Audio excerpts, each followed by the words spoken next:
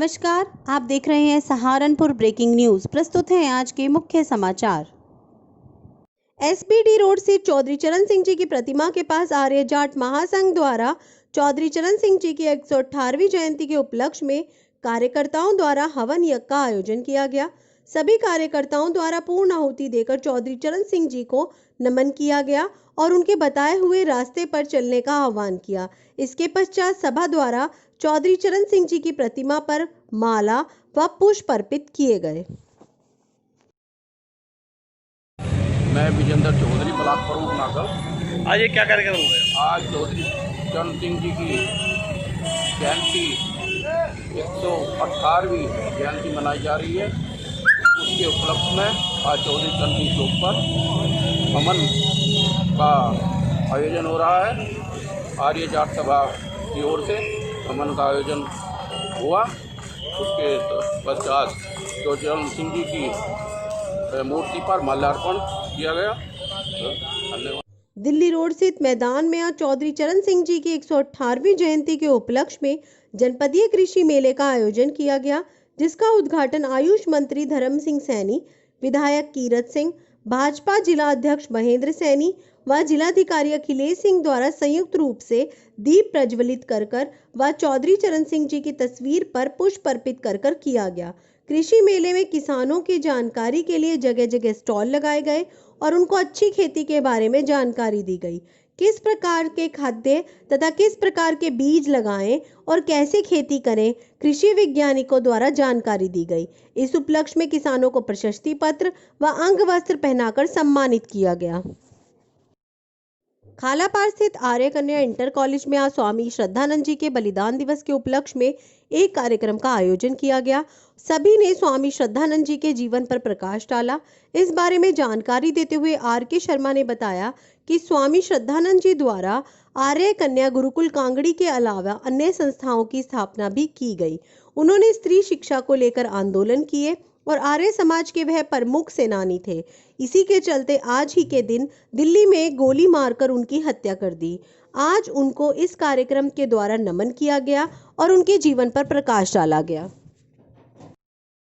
को स्वामी श्रद्धानंद जी का बलिदानी दिवस मना रहे हैं। 23 दिसंबर के दिन स्वामी श्रद्धानंद जी को दिल्ली में एक युवक ने, जो उग्रवादी था, गोली मारकर हत्या कर दी थी। स्वामी श्रद्धानंद जी ने हमारे देश में अनेक स्कूल, आर्य कन्या स्कूल, गुरुकुल कांगड़ी की स्थापना की और स्त्री शिक्षा, शुद्धिकरण, अनेक आंदोलन चलाए। 1920 में श्री श्रद्धानंद जी हिंदुओं के सबसे लोकप्रिय धार्मिक गुरु थे और आर्य समाज के प्रमुख रहे, जिससे कुछ लोगों को ये रास नहीं आया और उन्होंने 23 दिसंबर 1926 को दिल्ली में गोली मारकर उनकी हत्या कर दी। आज हम उन्हीं के बनाए हुए नियमों को आगे चलाने के लिए एकत्र हुए हैं और उन्हें श्रद्धांजलि दे रहे हैं। धन्यवाद। भारतीय किसान यूनियन अखंड द्वारा चौधरी चरण सिंह की 118वीं जयंती के उपलक्ष्य में धरना स्थल पर 11 कार्यकर्ताओं द्वारा एक दिवसीय उपवास रखा गया और सरकार से मांग की गई कि सरकार द्वारा जो 3 कृषि बिल लाए गए हैं उनको तुरंत समाप्त कर दिया जाए, जिससे कि किसान भी दिल्ली से अपने घर लौट सकें। इस बारे में जानकारी देते हुए नीरज चौधरी ने बताया कि चौधरी चरण सिंह ने कहा था कि देश का विकास का रास्ता खेतों की ओर से निकल जाता है। उन्होंने उनके बताए हुए रास्ते पर चलते हुए सांकेतिक उपवास रखकर कृषि कानून का विरोध जताया। इस कार्यक्रम में सोमवीर चौहान, जितेंद्र राणा, अशोक चौधरी, अनिल चौहान, रोहित गुज्जर, मदन चौधरी, जॉनी चौधरी, राजीव ओमपाल चौधरी, बबलू कुमार, ए.के. त्यागी, ओमकार आदि लोग मौजूद रहे। लोकदल के कार्यकर्ताओं ने आज चौधरी चरण सिंह जी की 118वीं जयंती के उपलक्ष्य में जगह जगह कार्यक्रम आयोजित किए, जिसमें उन्होंने सर्वप्रथम देहरादून रोड स्थित चौधरी चरण सिंह जी की प्रतिमा पर माल्यार्पण किया। इसके बाद उन्होंने राव केसर सलीम व चौधरी हाजी सलीम के नेतृत्व में एसबीडी हॉस्पिटल पहुंचकर मरीजों को मिठाइयां, फल व गरीब असहाय लोगों को कंबल वितरित किए। इस बारे में जानकारी देते हुए राव केसर सलीम व हाजी सलीम ने बताया कि चौधरी चरण सिंह जी गरीब किसानों के मसीहा थे। उन्होंने हमेशा किसानों की लड़ाई लड़ी और किसानों के लिए काम किया। इस कार्यक्रम में मुख्य रूप से चौधरी धीर सिंह आदि लोग मौजूद रहे।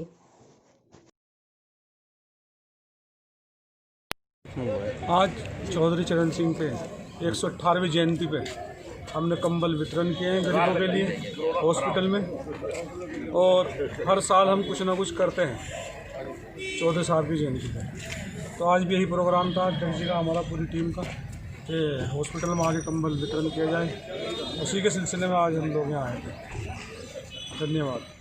पूर्व प्रधानमंत्री माननीय चौधरी चरण सिंह जी की 118वीं जयंती है और चौधरी चरण सिंह जी ने हमेशा किसानों की, गरीबों की, मजदूरों की, कामगारों की राजनीति की है। उन्हीं के लिए संसद में आवाज़ उठाई है, उन्हीं के लिए उन्हीं से देश के प्रधानमंत्री बने हैं।